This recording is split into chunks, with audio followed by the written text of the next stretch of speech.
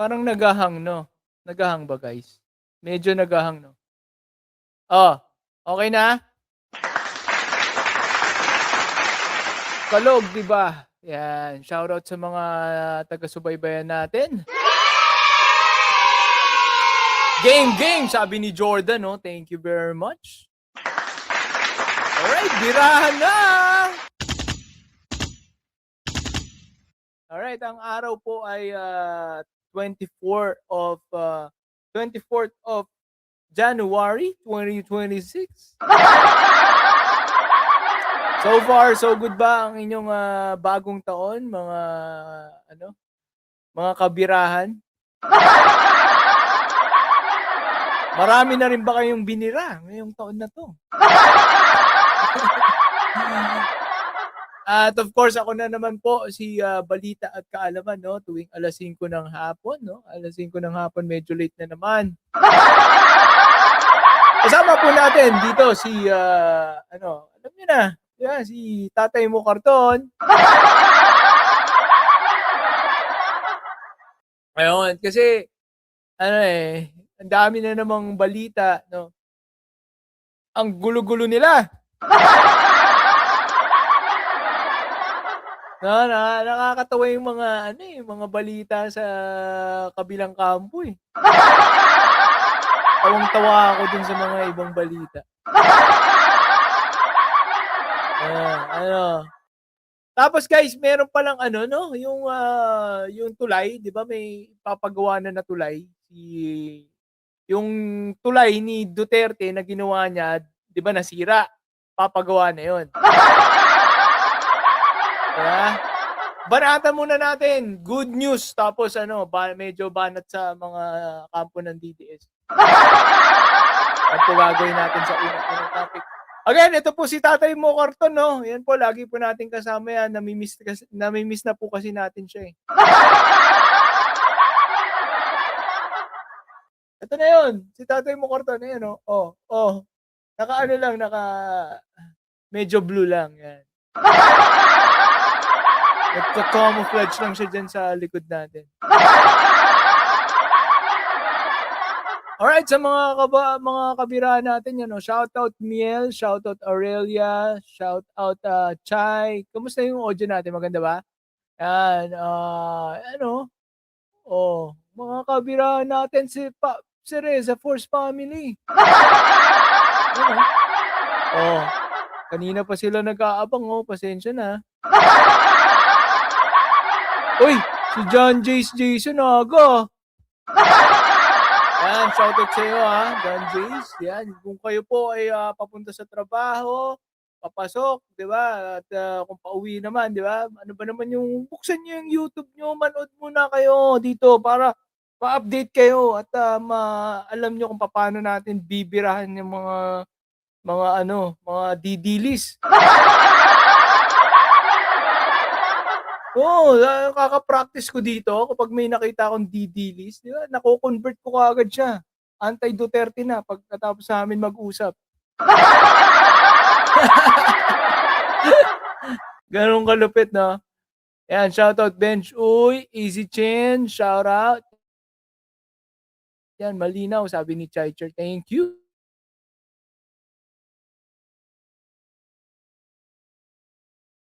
Uy, anong nangyari? Ayun, akala ko nawala. Meron kasing,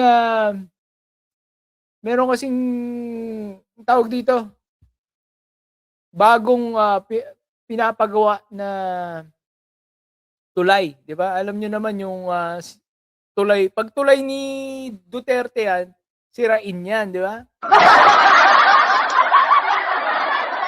Sabi nga nila, buti pa nga daw ang, kamao daw ni Duterte tinatawag na kamay na bakal. Yung mga proyekto daw ni Duterte, walang bakal. Ayan, ito po isa nating, kaibigan 'no, vlogger ng bayan, yan, ayan. Mabilis lang 'to, mabilis lang na first ita-topic natin kasi good news din po 'to, eh. Good news, 'di ba? Ito. At i-she-share natin yung audio siyempre. Oh. Plus, share screen. Nakaharang yung camera ko. Sorry. Ito. Tick. Alright. Ayan, yan po Lalakihan natin ng konti. Medyo malaki na. Play natin. Good news po mga kababayan! Yung tulay na bumagsak sa Isabela na proyekto ni Duterte, ipapagawa na ni Pangulong Bongbong Marcos Jr. Kapag matapos ito, pwede na ulit ipagmalaki ng mga DDS ang nasabing proyekto. Good news po! Alam nyo naman guys, kapag maayos yung proyekto, aangkinin ng Duterte yan. Pag bumagsak na, uy, hindi sa amin yan. Yeah? Tingnan mo yung Bukana Bridge. Ang ganda-ganda nun. Panahon ni Duterte, hindi yun nagawa. Di ba? Kung nagawa yun ng panahon ni Duterte, malamang bumagsak na rin yun ngayon. Kasi puro korupsyon sa panahon ni Digong. At yan nga po ang patunay. Ilan ba yung mga tulay na ginawa ng panahon ni Digong at nagsipagbagsakan na? Diba? Again, guys yung Bukana Bridge, maganda yan. Ginawa yan sa panahon ni Pangulong Bongbong Marcos. Bakit po yan ginawa ngayon at hindi nagawa nung panahon ni Digong? Dahil po nung panahon ni Digong, gusto yan pagkakitaan nila Digong. Ang hinihinging budget po dyan nila Digong sa China ay 18 billion di umano. Kaya hindi po natayo. Sa panahon po, ngayon, in 2 years, kailan ba yan sinimula? 2023, natapos ng 2025, 2 years nang ginawa.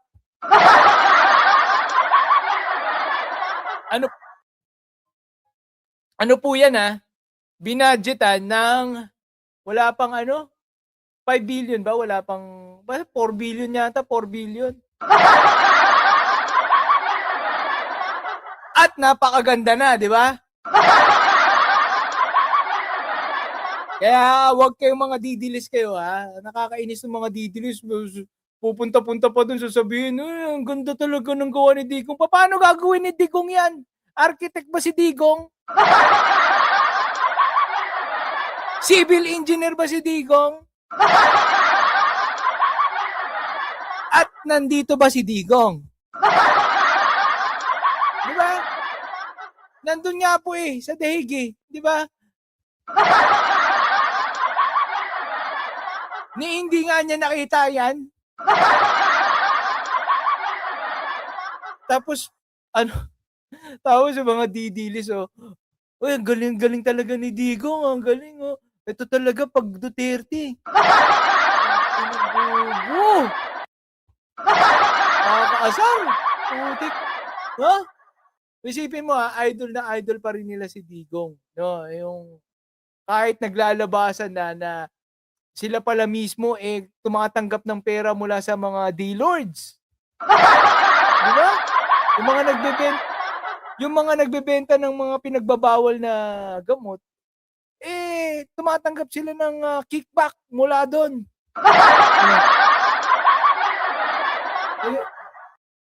Pero ang tindi, Ang tindi. Talagang hindi po sila papatinag. Duterte pa rin. Kailangan na ba nating sukuan itong mga didilis na sarado ang utak o patuloy nating papaliwanagan? Ano sa tingin nyo? Benj, yan, shout out. Yan, ano sa tingin nyo? Ano pa natin isang beses pa. Kasi nakakaasar to rin natin. Po mga kababayan, yung tulay na bumagsak sa Isabela na proyekto ni Duterte, ipapagawa na ni Pangulong Bongbong Marcos Jr. Kapag matapos ito, pwede na ulit ipagmalaki ng mga DDS ang nasabing proyekto. Good news po mga kababayan! Alam mo yung bridge na yan lang daw yung tinatawag na cable, Ano yun, parang cable na hindi cable. Cable bridge. Sustain. Parang ganun eh. Cable. Basta yun na yun. Talagang gawang substandard. Tapos ang dinadahilan pa nila, ang limit lang daw ng bridge na yun ay ganitong kalaking Pwede mo ba yun may nagbabantay ba dun sa mga tulay para malaman, no? Titimbangin pa yung mga kotse? Dapat kung engineer ka, anticipated mo lahat, 'di ba? O kung gaano kahaba yan, isipin mo na kunwari nagka-traffic diyan, eh di puno yan ng sasakyan, dapat kaya niya, 'di ba? 'Pag hindi gano'n ang inisip ng engineer o gumagawa lang siguro ng palusot yung engineer para hindi siya kasi ngayong bumagsak na. 'Di ba? Mali, mali. At, yan again, yan po ang, bridge ng gawa ng, panahon ni Digong at kung ang Bukana Bridge ay ginawa po ng, panahon ni Digong, malamang bumagsak na rin po yan ngayon. Again, ang, mga proyekto po ng pamahalaan ay hindi po hindi po yan, napapatupad kung hindi gugustuhin ng presidente. Siyempre lalaanan ng budget yan sa GAA, di ba? Pinag-uusapan ngayon yung mga GAA line item. Ang daming batas na ginagawa. Kuwari, libreng edukasyon, libreng gamot, libreng Lahat po yan na isa batas na. Ang problema, sino ang maglalaan na presidente ng budget dyan sa mga batas na yan? Pag wala pong naglaan ng budget dyan, at hindi po gustong laanan ng budget yan at may priority na iba ang presidente gaya ng pangchichik sa Malacanang, 200,000 per night, di ba? Yung sinasabi ni Cap Barsaga. Nung panahon doon ni Digong, ganun, 200,000 per night ang tapos kumikita siya doon ng 75K daw kada isa. Ganun kalaki ang kickback niya. Loko rin to si Cap eh. Pero yun nga, di ba? Ganun ang sinasabi. Wala pang nagde-debunk nun, di ba? Kakain kang munggo. Kunwari, mahirap ka, di ba? Tapos yung pala per night, per head, 200,000 per night. Hindi. Di ba? Huwag tayo magpapaniwala dito sa mga Duterte na to at budol po yan. Again, ang pinaka-inayawan ko po dyan, dati po akong Duterte supporter, ang pinaka-inayawan ko po dyan nung nalaman ko na tumatanggap ng kickback mula sa mga D-Lords, yung mga Duterte na yan. Nagkalat na po ang ebidensya. Ayaw nila buksan ang kanilang bank account. Plus, yung search nyo lang, magnetic lifter Duterte. Yan, sa Google. May Google naman kayo, di ba? Search nyo lang, makikita nyo sang katerba na na ebidensya at yung kaibigan ni Pulong na si Kenneth Dong nakakulong po ngayon. Siya yung ginawang fall guy. Nasaan na yung mga DDS dyan? Putik. Pag di ko kayo na-convert dito, ayaw na nila maligaw dito kasi mako-convert sila eh. Kaya kinabukasan anti-Duterte na sila pag nanood sila dito. Good evening, balita at kaalaman, Caroline Makina. Ayan, shout out. 5 Hero Kanzaki Omazi. Ayan. Arigato azemas. Tama ba yun? Alright, next topic na tayo. Alright, let's go! Ano next topic natin? Medyo, lang. Ito, yung tungkol sa topic 1. Ayan, China. Tungkol sa China ito.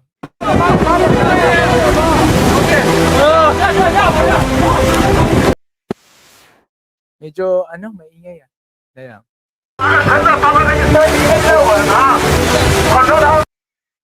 Eto guys, hindi po to away ng Chinese saka ng Pilipino, hindi.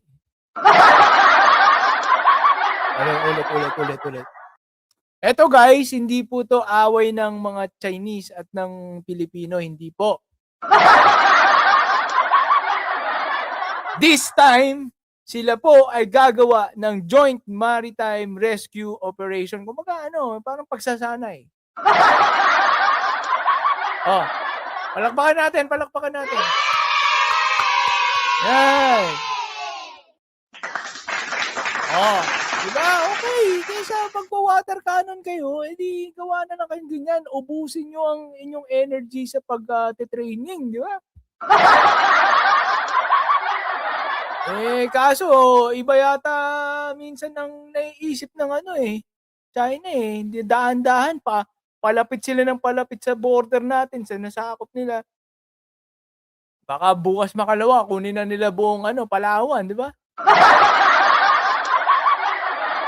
Kasi may mga ganun pong mga chismis parang yun yung plano nila. Pero sana naman, nung panahon na kinamayan ni Pangulong Bongbong Marcos, nagulat si Xi Jinping nilapitan siya ni BBM di ba? Harapan ng maraming tao, kinamayan siya, putik.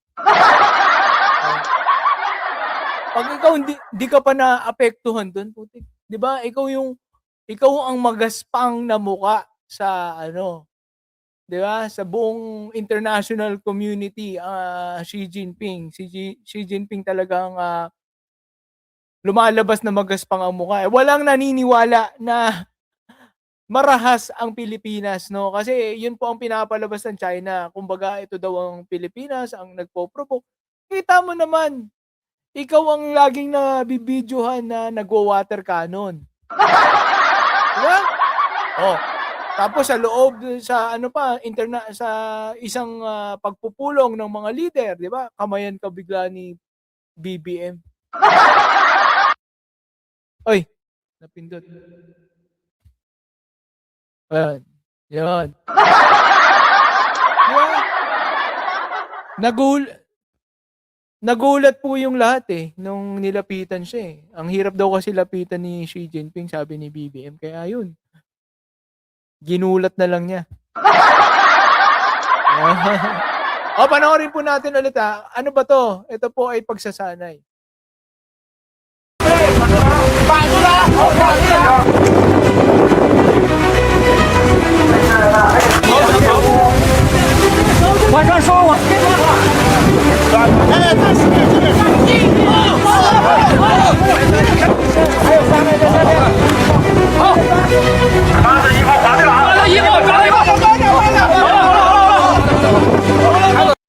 Ay, sorry, hindi pala pagsasanay ito, totoo pala, May lumubog na barko, MV Devon Bay. Ngayon nagsanib puwersa sila. Ganyan dapat. Pwede naman palang ganyan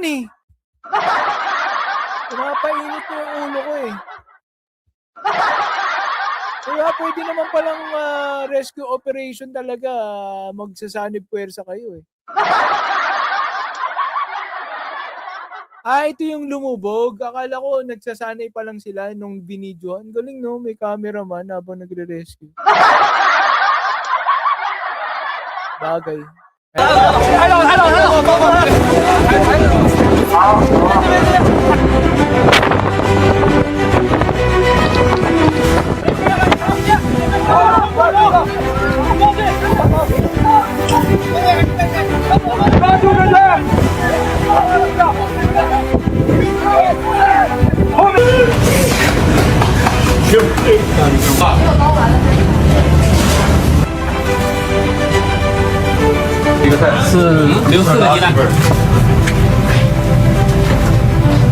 CCG number 1. CCG number 1. Very hospitable. Yeah. Di ba?